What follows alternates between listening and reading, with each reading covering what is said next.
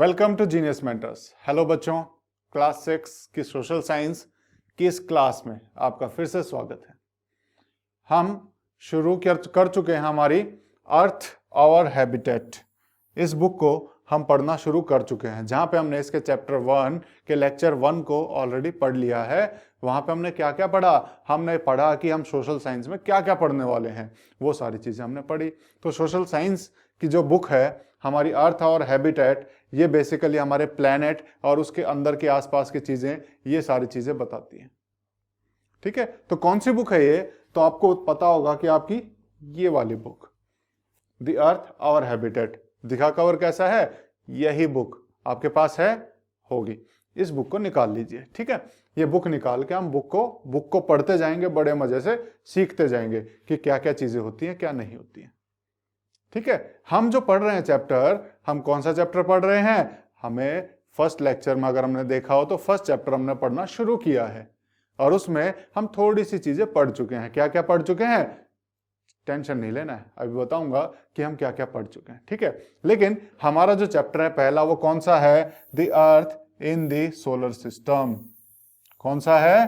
The earth in the solar system. अभी आपको ना तो अर्थ पता लग रहा होगा क्या है, ना ही सोलर सिस्टम पता लग रहा होगा, तो इसके बारे में भी चर्चा करेंगे इसी चैप्टर में। हमें समझ में आएगा चैप्टर खत्म होते होते कि इसका नाम ये क्यों रखा, the earth in the solar system हमने क्यों रखा। हमें चैप्टर खत्म होते होते इसका मतलब भी समझ में आ जाएगा। ठीक है, इस चैप्टर में हम क्या क्या पढ़ रहे हैं? तो इस चैप्टर में हम पढ़ रहे हैं celestial bodies, constellation, solar system, जिसमें प्लैनेट, सन और अर्थ के बारे में पढ़ेंगे, प्लैनेट के बारे में पढ़ेंगे, सैटेलाइट के बारे में, और एस्टेरॉइड और मीटेओरॉइड्स के बारे में पढ़ेंगे।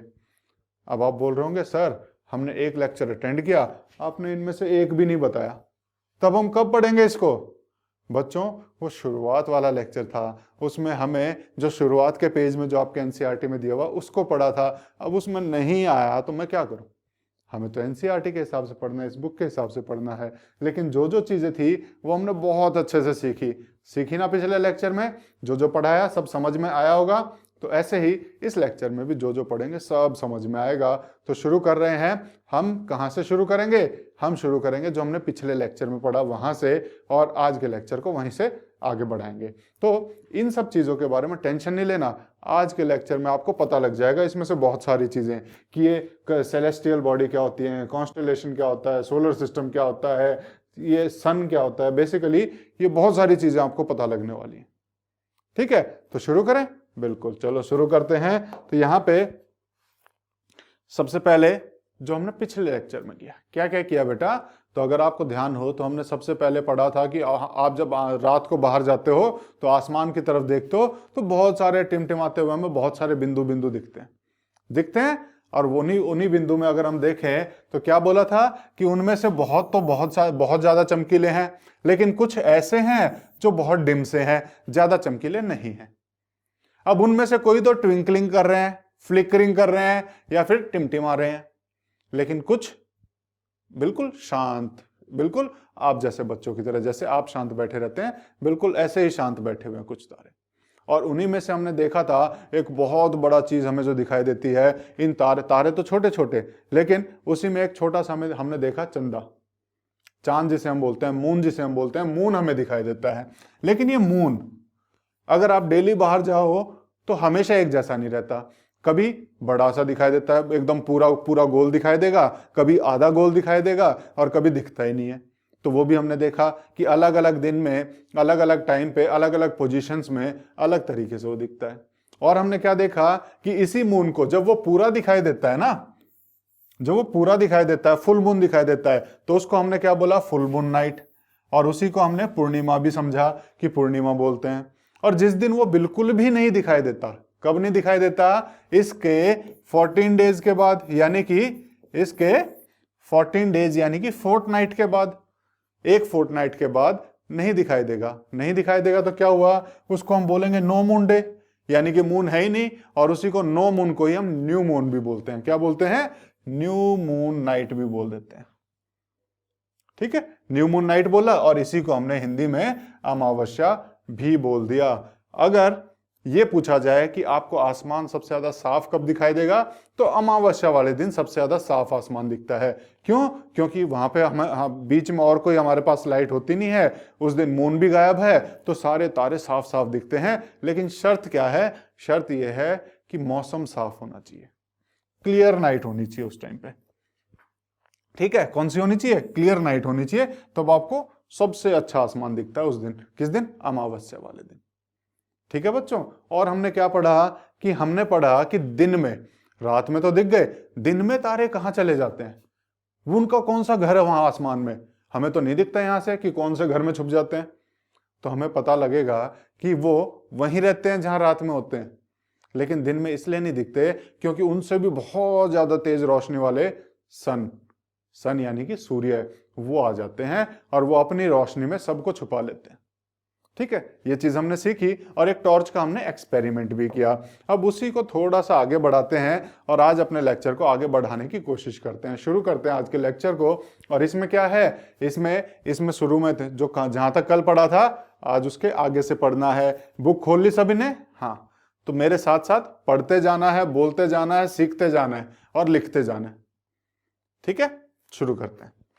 यहां पे दिस सन, सूर्य, द मून, चांद, एंड उसके अलावा और all those objects shining in the night sky, सूर्य, चंद्रमा और उसके अलावा जितने भी ऑब्जेक्ट जो रात में चमक रहे हैं, जो रात में चमक रहे हैं। दिखाई दिए इतने सारी चीजें, जितने भी हमें चमकती हुई चीजें दिखाई दे रही हैं, चाहे तो वो सूर्य हो, चाहे चंद्रमा हो, या रात को चमकने वाली हजारों लाखों जो हमें छोटे छोटे बिंदु दिखाई दे रहे हैं, इन सबको हम कुछ बोलते हैं। क्या बोलते हैं? इन सबको हम बोलते हैं सेलेस्टियल बॉडीज। क्या बोलते हैं? Celestial bodies. मेरे साथ बोलो फिर से, क्या बोलते हैं? Celestial bodies. ठीक है बच्चों, जितनी भी चीजें हमें दिखाई दे रही हैं आसमान में, चाहे सूर्य दिखे, चंद्रमा दिखे, या इतने सारे टिमटिमाते हुए में छोटे छोटे जो बिंदु दिखाई दे रहे हैं, इन सब को हम क्या बोलते हैं? Celestial bodies. समझ में आया क्या होता है सेलेस्टियल बॉडीज? सेलेस्टियल का मीनिंग क्या होता है? अगर आपसे कोई पूछने लग जाए कि सेलेस्टियल को हिंदी में क्या कहते हैं, तो खगोलीय। क्या बोलेंगे? खगोलीय। या फिर वो जो आकाश का है, इसका एक हिंदी में वर्ड एक और होता है क्या, कि जो भी आकाश का है वो सेलेस्टियल है। तो आकाश में हमें जो भी दिखाई दे रहा है वो सारी चीजें क्या होगी बेटा? वो होगी सेलेस्टियल। समझ गए? तो सेलेस्टियल बॉडीज कौन सी होती हैं? जो भी हमें ओपन स्काई में दिखाई दे रहा है वो सारी सेलेस्टियल बॉडीज हैं, हेवनली बॉडीज हैं, खगोलीय। अगर हम कहें कि खगोलीय बॉडीज हैं, या फिर इसको हम कह सकते हैं कि आकाश में दिखने वाली बॉडीज हैं। क्लियर है बच्चों? चलो आगे चलते हैं। सम सेलेस्टियल बॉडीज, ये जितनी भी दिखाई दे रही है ना, ये सारी सेलेस्टियल बॉडीज हैं जितनी भी हमें रात में दिखाई देती हैं। अब इनमें से कुछ बहुत ज्यादा चमक रही हैं, कुछ बिल्कुल नहीं चमक रही हैं, कुछ थोड़ी सी चमक रही हैं। ठीक है, अब आगे चलते हैं। सम सेलेस्टियल बॉडीज, कुछ एक जो आकाश में जो दिखने वाली ये बॉडीज हैं, सेलेस्टियल बॉडीज जिसे मैं बोल रहा हूं, उनमें से कुछ क्या होती हैं? Are very big and hot. उनमें से कुछ बहुत बड़ी होती हैं और बहुत गर्म होती हैं। बहुत बड़ी भी होंगी और बहुत गर्म भी होंगी। अरे आपके दिमाग में कुछ आया? क्या आया? कि मैं कहीं सूर्य की बात तो नहीं कर रहा? हाँ, सूर्य भी उनमें से एक है। ठीक है, सूर्य भी उनमें से एक है। मैंने बोला कि सूर्य भी तो एक सेलेस्टियल बॉडी है, मून भी तो है, और बहुत सारे स्टार्स भी तो हैं, है ना? तो वो जो बहुत बड़ी बड़ी हैं और बहुत गर्म भी हैं, कुछ एक तो ऐसी होती हैं सेलेस्टियल बॉडीज। और उनको अगर हम देखें तो वो वाली बॉडीज किससे बनी होती हैं? गैसेज से बनी होती हैं। जो इतनी, अगर हम कहें कि जो इतनी बड़ी बड़ी बॉडीज हैं, जो इतनी हॉट बॉडीज हैं, इतनी गर्म बॉडीज हैं, वो क्या हैं? वो गैसेज से बनी होती हैं। किस चीज से बनी होती हैं? गैसेज से बनी होती हैं। बिल्कुल बच्चों, they have their own heat and light. और उनके पास खुद की अपनी रोशनी भी होती है और खुद की अपनी गर्मी भी होती है। अब जो चीज बहुत बड़ी है, जिसके पास खुद की, अगर हम कहें कि खुद वो बहुत ही गर्म है, तो उसके पास खुद की गर्मी तो होगी। उसकी खुद की लाइट भी होती है। इस गैसेस की वजह से अगर हम देखें तो उनकी खुद की लाइट भी होती है और वो बहुत गर्म भी होते हैं। उनकी खुद की एनर्जी, हीट एनर्जी भी होती है, गर्म भी होती है। ठीक है बच्चों, समझ में आया? तो यहाँ पे कुछ सेलेस्टियल बॉडीज इस टाइप की भी होती हैं। वहीं पे वो क्या कर रही हैं, जो उस लाइट को जो उनके पास है वो लाइट देती हैं, पूरे उसको बांटती रहती हैं, एमिट करती रहती हैं, अपने में से लाइट और हीट को निकालती रहती हैं। जैसे अगर हम कहें ये देखो कितनी बड़ी बॉडी यहाँ पे दिखाई दे रही है, इसमें से लाइट दिखाई दे रही है, तो ये बार बार अपने में से लाइट निकालता रहेगा, एमिट करता रहेगा। एमिट होता है अपने में से निकालना। ठीक है, तो ये क्या कर रहा है, ये बेसिकली लाइट निकाल रहा है, तो ये लाइट जो है खूब भारी होगी। अब यहीं पे अगर हम देखें तो इनके पास गर्मी भी होती है, और इन्हीं बॉडीज को, कौन सी बॉडीज को, जिनके पास खुद की लाइट है और खुद की हीट है, जिनके पास खुद की रोशनी है और जिनके पास खुद की गर्मी है, वो क्या होती हैं, इन्हीं को हम क्या बोलते हैं, these celestial bodies are called stars. क्या बोलेंगे, स्टार्स। स्टार्स मतलब तारे। तो तारे क्या होते हैं, स्टार्स वो होते हैं जिनके पास खुद की लाइट है और खुद की हीट है। तो आपसे कभी कोई पूछे, मान लो कि मैं आपसे बोलूं बेटा जरा स्टार्स की डेफिनेशन लिखना, तो आप क्या लिखोगे बेटा, क्या लिखेंगे आप? तो हाँ, बिल्कुल सही कहा आपने कि stars are those that have their own light and heat, their own light and heat. वो celestial bodies, those celestial bodies which have their own heat and light are called stars। बिल्कुल सही, आप बिल्कुल सही समझ रहे हैं। तो क्या है, ये वो तारे हैं जहां लाइट दिखाई दे रही है, ये कुछ तारे ऐसे हैं जिनकी खुद की लाइट है और खुद की ही हीट है, और जिसके पास भी खुद की लाइट और खुद की हीट होगी उसे हम क्या बोलेंगे, उसे हम स्टार्स बोलेंगे। समझ में आया बेटा? बिल्कुल, आगे चलते हैं। अब अगर हम इसी में देखें तो आपके दिमाग में अभी तक एक क्वेश्चन घूम रहा होगा कि मैं उसका नाम क्यों नहीं ले रहा हूं, क्योंकि वो आगे लिखा था, किसका, सन। कि सन को भी अगर हम देखें तो सन बहुत बड़ा भी होता है। तारे तो छोटे छोटे दिखते हैं, सन हमें बहुत बड़ा दिखता है। सन तो बड़ा भी है, गर्म भी है, वो लाइट भी हमें दे रहा है क्योंकि उसकी खुद की लाइट है, और उसी में से गर्मी भी निकल रही है, उसकी खुद की गर्मी है। तो क्या सन एक स्टार है? अब क्वेश्चन आता है, क्या सन एक स्टार है? हाँ बेटा, सन स्टार है। क्यों? क्योंकि उसके पास खुद की हीट भी है और उसके पास खुद की लाइट भी है। जिसके पास खुद की हीट और लाइट होगी वो क्या होगा, वो स्टार हो जाएगा। तो इसीलिए सन भी एक स्टार है। ठीक है बच्चों, समझ में आया? चलो आगे चलते हैं और देखते हैं आगे क्या लिखा है। अब आगे क्या लिखा आपके बुक में कि काउंटलेस ट्विंकिंग स्टार, अनगिनत, जिनकी गिनती ना की जा सके। काउंटलेस मतलब अनगिनत, जिनकी गिनती ना की जा सके। काउंटलेस ट्विंकलिंग स्टार्स, अनगिनत जो टिमटिमाते हुए तारे हैं, इन द नाइट स्काई, जो नाइट स्काई में, रात को हमें दिखाई देते हैं आसमान में, आर सिमिलर टू द सन। ये सारे तारे भी जो रात में हमें टिमटिमाते हुए दिखाई दे रहे हैं, ये सारे तारे भी क्या होते हैं, ये भी सन की तरह ही होते हैं। जैसे सन के पास अपनी लाइट है और अपनी हीट है। क्या है सन के पास? कौन होते हैं स्टार? स्टार किसको मैंने बोला? जिसके पास अपनी लाइट है और जिसके पास अपनी हीट है। ठीक है बच्चों, जिसके पास भी ये दो चीजें हैं वो क्या है, स्टार है। अब सन भी एक स्टार है। तो रात में हमें जितने भी तारे दिखाई दे रहे हैं जो टिमटिमा रहे हैं, वो सारे सन की तरह ही तो होते हैं। वो सारे किसकी तरह होते हैं? सन की तरह होते हैं। बट लेकिन we do not feel their heat और लाइट। जैसे सन की गर्मी हमें महसूस होती है, गर्मियों में गर्मी लगती है ना, क्योंकि हमें लगता है अरे यार सन से तो बहुत गर्मी निकल रही है, ये तो बहुत ज्यादा आग फेंक रहा है, लगता है हमें। बहुत ज्यादा तेज लाइट भी लगती है दिन में, रात में नहीं लगती क्योंकि सन नहीं होता। तो सन से लाइट भी हमारे पास पहुंच रही है, सन से गर्मी भी हमारे पास पहुंच रही है। और अभी मैंने बोला तारे भी तो सन जैसे हैं, तो इनकी लाइट और इनकी गर्मी हमें क्यों नहीं फील होती? रात में चांद इतनी रोशनी क्यों नहीं दिखाई देती?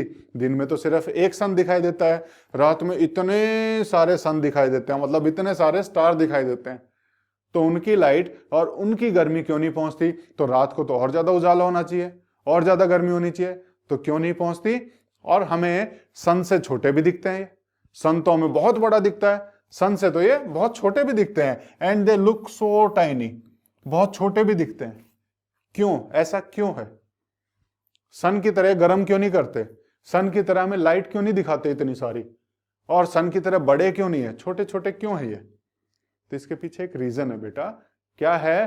क्योंकि ये हमसे बहुत दूर है, because they are very very far from us. ये हमसे बहुत बहुत दूर है। कितना दूर है? बहुत ज्यादा दूर है। क्लियर है बेटा? समझ में आया? तो हमसे बहुत ज्यादा दूर है ये, इसीलिए हमें ना तो इनकी गर्मी फील होती है, ना ही इनकी लाइट फील होती है। जैसे एक एग्जांपल लेते हैं कि आप जैसे मम्मी रोटी पकाने जाए किचन में, आप क्या करना, आप उस गैस के पास चले जाना जहां मम्मी रोटी पका रही है। आप उस गैस के पास चले जाना सर्दी में, तो क्या होगा? आपको जो आग आ रही होगी, जो गैस में से निकल रही होगी, आप उसके पास हाथ करोगे तो आपको गर्मी लगेगी। आपको गर्मी लगेगी, बिल्कुल लगेगी। लेकिन जैसे जैसे आप उससे दूर जाओगे, आपको उसकी गर्मी फील होनी कम हो जाएगी, आपको गर्म लगना कम हो जाएगा। ऐसा ही होता है। आप पार्क में एक अंगीठी कहीं पे लगाओ, या कहीं पे किसी ने आग लगा रखी है, तो आप जाओ तो पास में आपको गर्म लगता है। लेकिन जब आप उससे दूर जाओगे तो क्या हो जाएगा? गर्म लगना कम हो जाएगा। दूर से थोड़ी आग को देख के हमें गर्मी लगेगी, नहीं लगेगी ना। तो जितनी तेज आग होगी उतनी दूर तक गर्मी जाएगी। ऐसे ही अगर हम देखें तो सन, जो हमें बड़ा भी दिखाई दे रहा है, जिसमें से गर्मी भी दिखाई दे रही है, जिसकी लाइट भी पहुंच रही है, वहीं पे तारे, जिनकी ना तो गर्मी पहुंचती है, ना ही उनकी लाइट पहुंच रही है, ना ही हमें बड़ा दिखाई दे रहा है। क्यों? क्योंकि ये हमसे बहुत दूर है। सन नजदीक है, लेकिन ये तारे इनसे बहुत दूर है, तो इसी वजह से इसकी गर्मी हमें फील नहीं होती।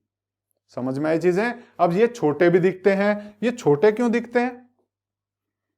छोटे क्यों दिखते हैं हमें? गर्मी नहीं फील हो रही, समझ में आया। लाइट नहीं मिल रही, समझ में आया। लेकिन छोटे क्यों दिख रहे हैं? हैं तो ये बड़े ही। अगर मैं कह रहा हूं सन से भी बड़े बड़े हैं कई सारे, तो लेकिन छोटे क्यों दिखते हैं? तो उसके पीछे भी एक रीजन है। क्या रीजन है? कि कोई भी चीज है ना बेटा, दूर होती है ना, वो अपने आप ही छोटी दिखती है।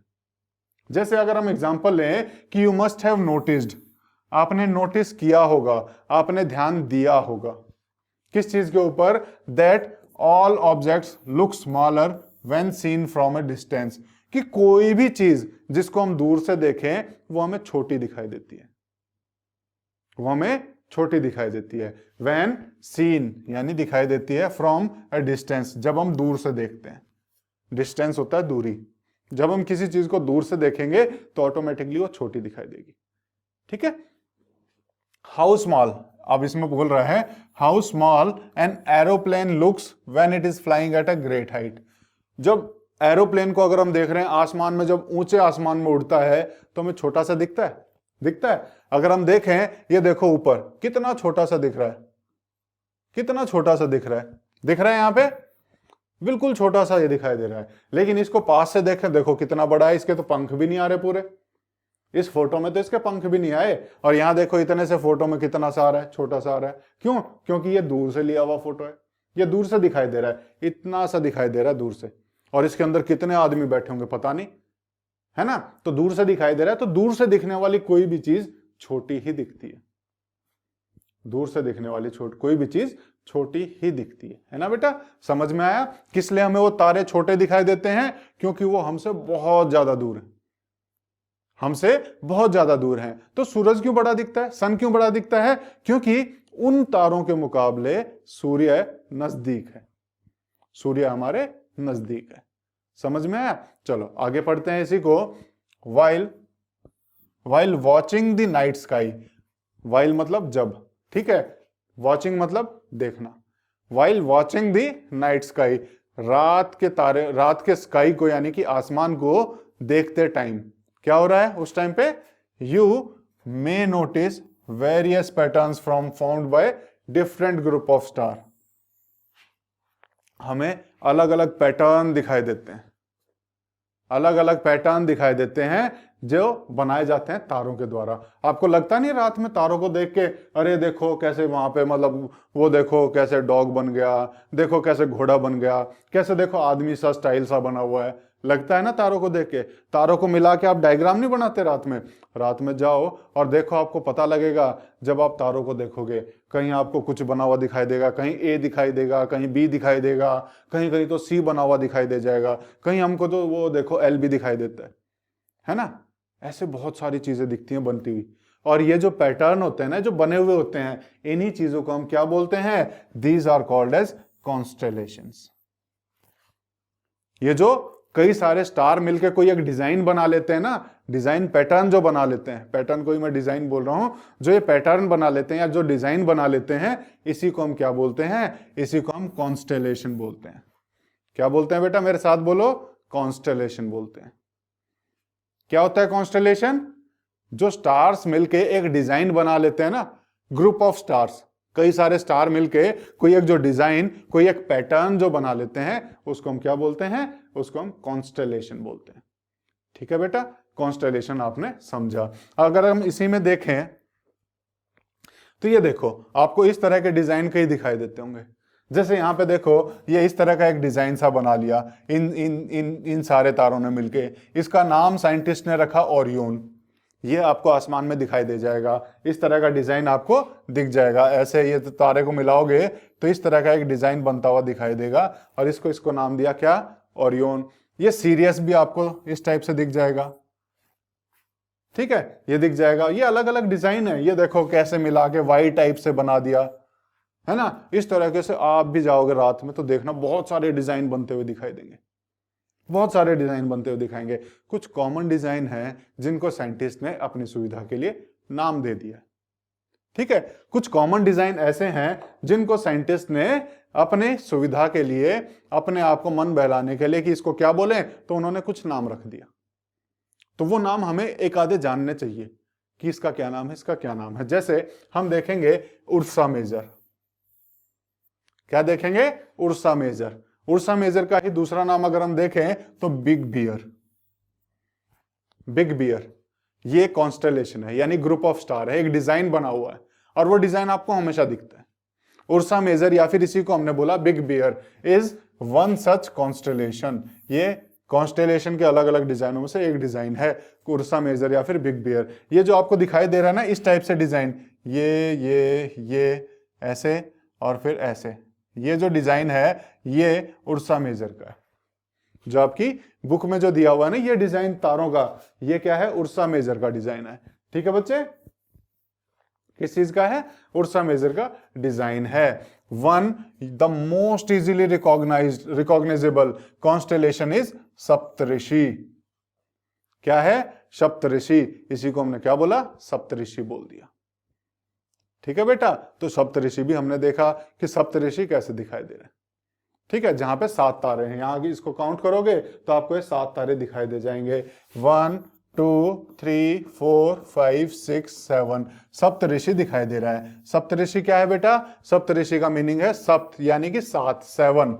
ऋषि मतलब सेजेस, जो ऋषि मुनि होते हैं। तो 7 हमारे पुराणों में मान्यता है कि ये जो 7 तारे नहीं है, यहाँ पे 7 ऋषि बैठे हुए हैं।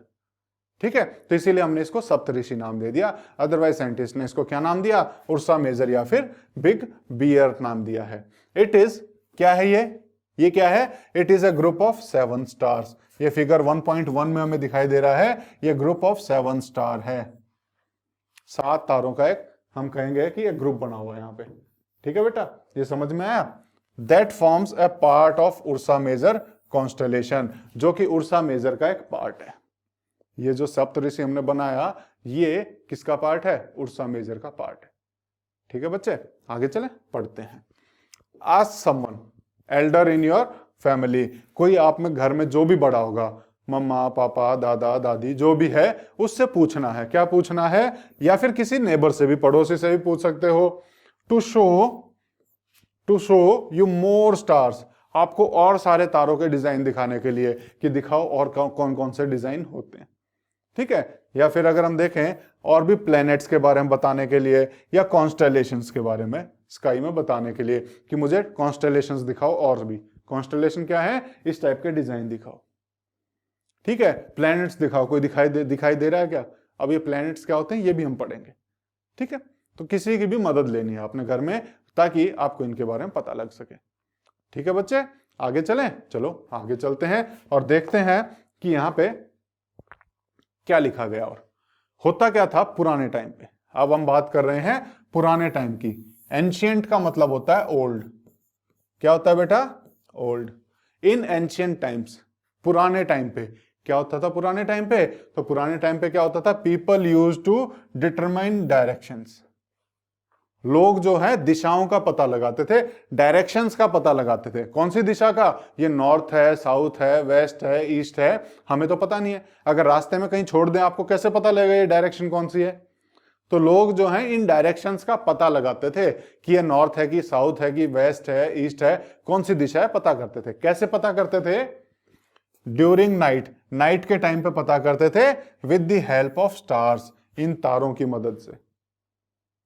क्योंकि जो कॉन्स्टलेशन है ना, एक डिजाइन बनता है, ये आपको वहीं दिखाई देगा, और उस डिजाइन के हिसाब से हम मदद कर लेते थे कि अच्छा ये इस डायरेक्शन में डिजाइन है तो हमारा नॉर्थ इस साइड होगा, साउथ इस साइड होगा, उसके हिसाब से हम अंदाजा लगाते थे। तो तारों को देख के कहीं ना कहीं डायरेक्शंस का अंदाजा लगता था। पुराने टाइम पे लोग मदद लेते थे तारों की दिशाओं को जानने में, डायरेक्शंस को जानने में।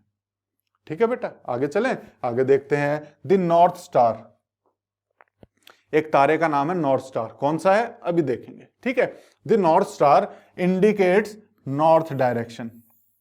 जो नॉर्थ स्टार है, जिस तारे का नाम मैंने बोला, उसको किस लिए यूज किया जाता था? क्योंकि वो हमेशा नॉर्थ डायरेक्शन में ही दिखाई देता था। तो कहीं से भी देखो, हमें नॉर्थ में अगर दिख रहा है तो पता लग जाएगा अच्छा ये डायरेक्शन हमारी नॉर्थ डायरेक्शन है। क्लियर है? तो उसको हम बोलेंगे नॉर्थ डायरेक्शन।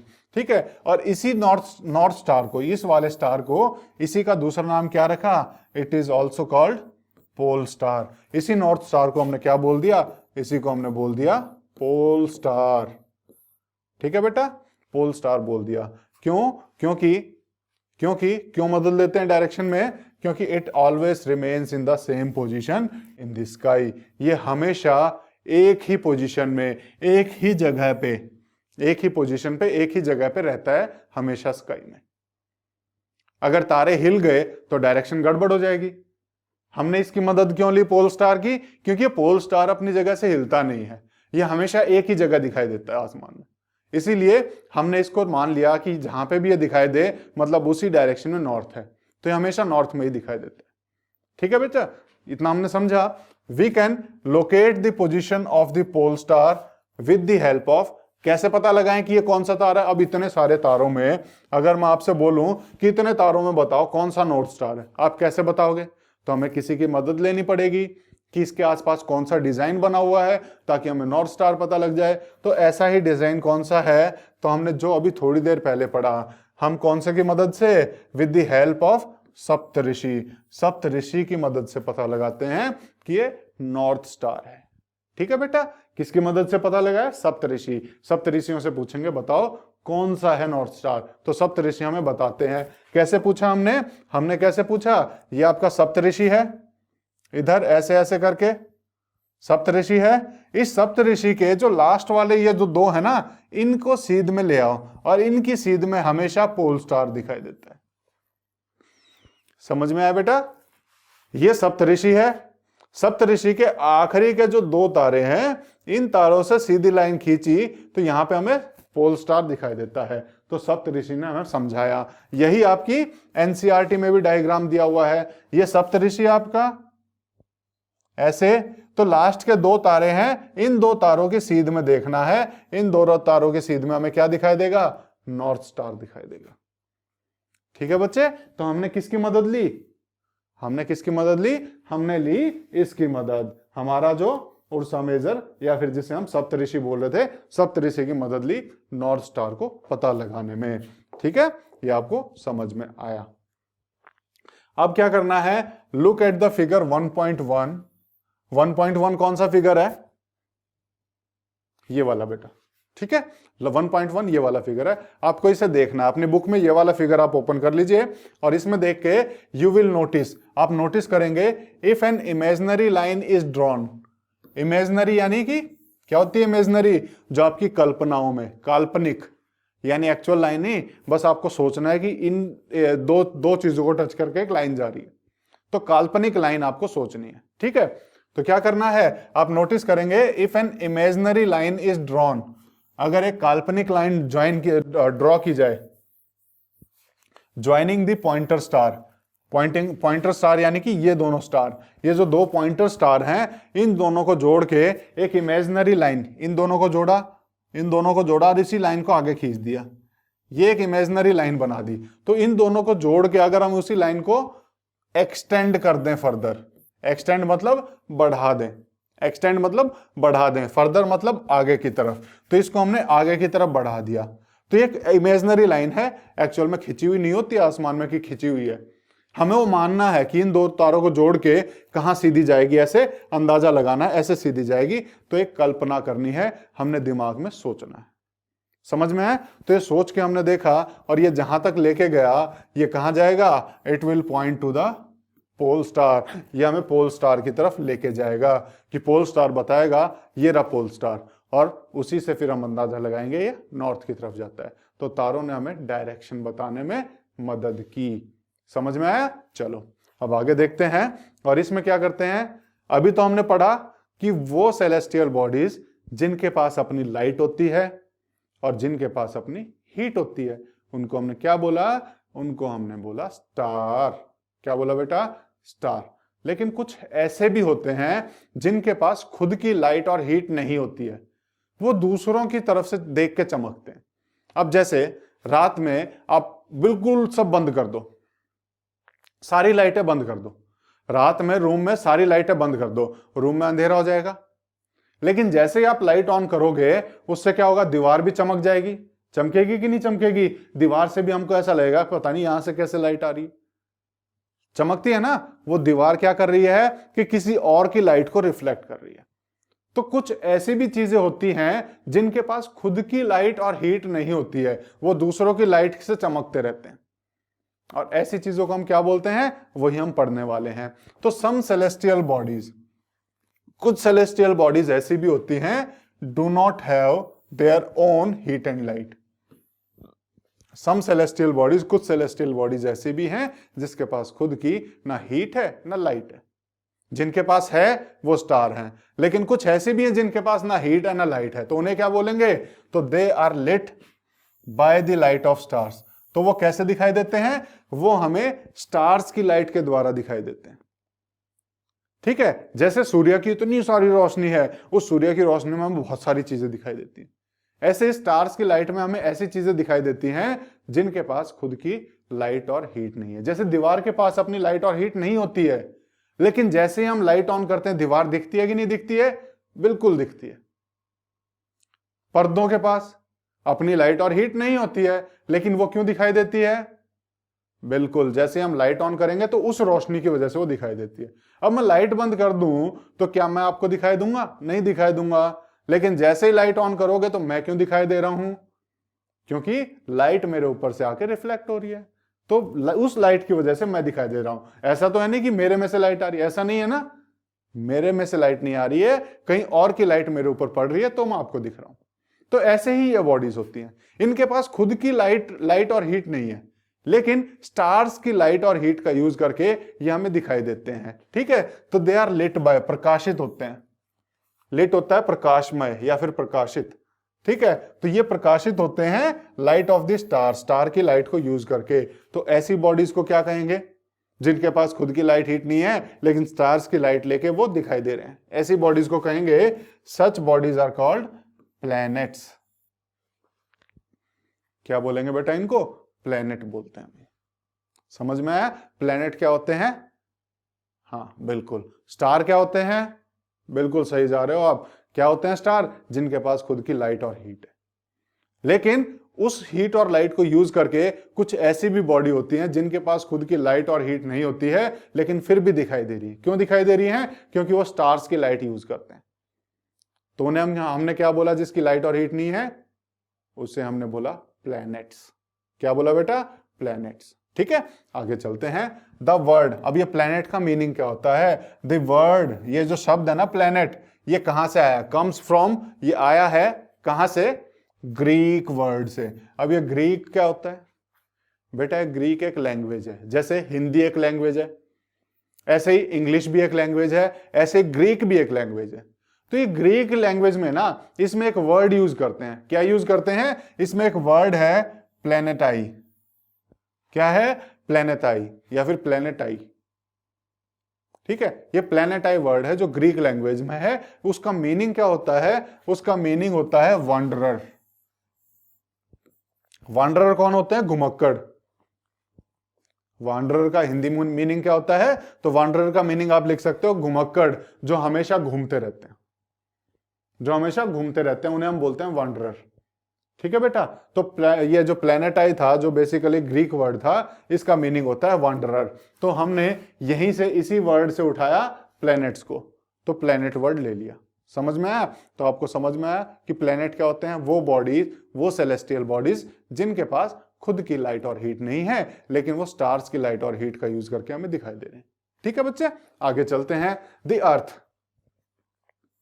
अब अर्थ की बात करते हैं, जिस पे हम खड़े हैं, जिस पे हम हैं, आप भी, मैं भी, सब जहां पे हैं वो अर्थ।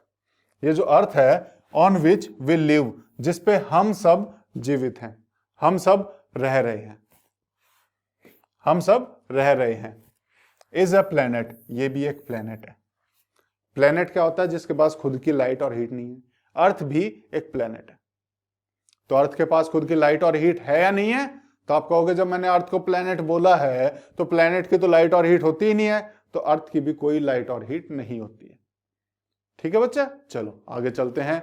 उसके बाद it gets all its light and heat from sun. Earth को कहां से मिल रही है अपनी लाइट और हीट? सन से। तो सन से ही लेते हैं हम लाइट भी और हीट भी। ठीक है, तो हमें हमारी लाइट और हीट कहां से मिलती है? सन से मिलती है। Which is our nearest star. Sun क्या है? हमारा सबसे पास का स्टार है, नियरेस्ट स्टार है, और नजदीक है, इसीलिए हमें बाकी तारों से वो बड़ा दिखाई देता है। समझ में आया बच्चे? बाकी तारे क्यों छोटे दिखाई देते हैं? क्योंकि सन जो है हमारा सबसे नजदीक का तारा है, और सबसे नजदीक होने के कारण वो सबसे बड़ा दिखाई देता है। इसीलिए सबसे ज्यादा लाइट भी उसी की आती है, सबसे ज्यादा गर्मी भी वहीं से आती है। ठीक है बच्चे, तो अर्थ का सबसे नजदीक का तारा कौन सा है? सन। ध्यान रखना इस चीज का। If we look at the earth, अगर हम अर्थ की तरफ देखें from a great distance, great distance यानी बहुत दूर से द मून, अगर हम मून पे जाके, चांद पे जाके हम अर्थ की तरफ देखना शुरू करें तो क्या होगा? It will appear. ये कैसे दिखाई देगी? ये भी हमें शाइनिंग करती हुई यानी चमकती हुई दिखाई देगी। क्यों चमकती हुई दिखाई देगी? जैसा हमें चंद्रमा चमकता हुआ दिखाई देता है, जैसा हमें मून चमकता हुआ दिखाई देता है। रात को लगता है ना मून चमक रहा है, लेकिन मून के पास अपनी लाइट और हीट नहीं होती है। मून भी स्टार की यानी कि सन की ही लाइट और हीट को रिफ्लेक्ट करता है, वो भी उसी की लाइट से ही हमें दिखाई देता है, इसीलिए हमें चमकता हुआ दिखाई देता है। सन की हीट और लाइट उसके ऊपर पड़ती है ना जब, तब हमें वो चमकता हुआ दिखाई देता है। ठीक है बच्चे, ऐसे ही अर्थ की भी अपनी हीट और लाइट नहीं है, लेकिन जब हम मून पे जाके अर्थ को देखेंगे ना तो अर्थ भी हमें ऐसे ही चमकती हुई दिखाई देगी जैसे हमें मून दिखाई देता है। क्यों? क्योंकि अर्थ भी सन की लाइट को रिफ्लेक्ट कर रही है, सन की लाइट से ही अर्थ भी दिखाई देगी। समझ में आया बच्चे? ये चीज आपको समझ में आई होगी। जैसे यहां पे अगर हम देखें तो यहां पे क्या हो रहा है? ये आपको सन दिखाई दे रहा होगा बड़ा सा, इसके चारों तरफ ये क्या है? पृथ्वी दिखाई देगी, और पृथ्वी के चारों तरफ ही एक चंद्रमा चक्कर लगाता रहता है। ठीक है, और इसी की लाइट से ये भी चमक रहा है और ये भी चमकता है। सन की लाइट से ही पृथ्वी भी चमकेगी और मून भी चमकेगा। ठीक है, अब ये किस लिए डाला है? ये इस चीज के लिए मैंने डायग्राम डाला है कि मून क्या है? That we see in the sky, जो हम स्काई में देखते हैं, इज ए सैटेलाइट। ये एक सैटेलाइट है। क्या है? सैटेलाइट है। समझ में आया? सैटेलाइट है। अब ये सैटेलाइट क्या होती है? सैटेलाइट होती क्या है? ये इसी चैप्टर में आपके आने वाले लेक्चर में हम पढ़ेंगे। यहां पे सैटेलाइट का सिरदर्द नहीं लेना हमें, अभी सिर्फ ये समझो कि मून एक सैटेलाइट है और ये क्या कर रही है? It is a companion. Companion क्या होता है? साथी। क्या होता है कंपेनियन? दोस्त या साथी। ठीक है बच्चे, तो it is a companion of our earth. हमारे अर्थ की यानी पृथ्वी की मून क्या है? साथी है। इसका दोस्त है, मून इसका दोस्त है, एंड मूव्स राउंड इट, और ये इसी के इर्द गिर्द घूमता रहता है। जैसे आप हमेशा अपने दोस्त के पास ही दिखते हो ना स्कूल में, ऐसे ही मून क्या है, इस अर्थ का कंपेनियन है, साथी है, और ये हमेशा पृथ्वी के ही चक्कर लगाता रहता है। यहां पे अगर हम देखें, ये मून है और ये अर्थ है, ये मून जो है हमेशा इसी पृथ्वी के चक्कर लगाता रहता है। ठीक है बच्चे, समझ में आई बात? बिल्कुल। अब आगे चलते हैं। मैं सिर्फ उतनी बात बता रहा हूं जो आपकी किताब में, ज्यादा बताऊंगा तो हमें भी समझ में नहीं आएगा, है ना, तो हम सिर्फ उतना ही सीखते हैं। ठीक है बच्चे, अब आगे चलते हैं। लाइक आवर अर्थ, जैसे हमारी अर्थ एक प्लेनेट है। अभी क्या बोला हमने, थोड़ी देर पहले पढ़ा था कि अर्थ भी हमारी एक प्लेनेट है। अर्थ जिस पे हम रह रहे हैं ये भी एक प्लेनेट है, पढ़ा था हमने, बिल्कुल पढ़ा था। तो जैसे हमारी अर्थ एक प्लेनेट है ना, देयर आर 7 अदर प्लैनेट्स, ऐसे ही 7 और प्लैनेट भी हैं, that gets heat and light from sun, जिनको हीट और लाइट सन से मिलती है। किससे मिलती है बेटा? सन से मिलती है। जैसे सन से हीट और लाइट किसको मिल रही है? अर्थ को मिल रही है, अर्थ एक प्लेनेट है। ऐसे ही अर्थ जैसे ही 7 प्लेनेट और हैं जिसको सन से हीट और लाइट मिलती है। Some of them have their moons too, और उनमें से कुछ एक के पास खुद के चंद्रमा भी हैं अलग अलग। जैसे अर्थ के पास है ना, उसका एक दोस्त है जो उसके चारों तरफ घूमता रहता है, ऐसे ही कई सारे प्लेनेट और हैं। इन 7 में से कई ऐसे हैं जिनके पास है, एक आधे के पास नहीं भी है। तो ऐसे भी हैं कई प्लेनेट जिनके पास खुद के मून है, खुद के दोस्त हैं, वो उनके चारों तरफ घूमते रहते हैं। ठीक है बच्चे, ये हमने सीखा।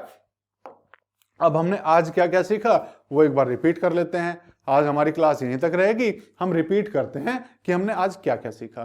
तो हमने क्या क्या सीखा? सबसे पहले हमने देखा कि जो सन, मून या जितने भी ऑब्जेक्ट जो आसमान में चमक रहे हैं, आसमान में हमें दिखाई देते हैं, कोई भी चीज आसमान में कोई भी है, उसको हम क्या बोलते हैं? उसको हम सेलेस्टियल बॉडी बोलते हैं।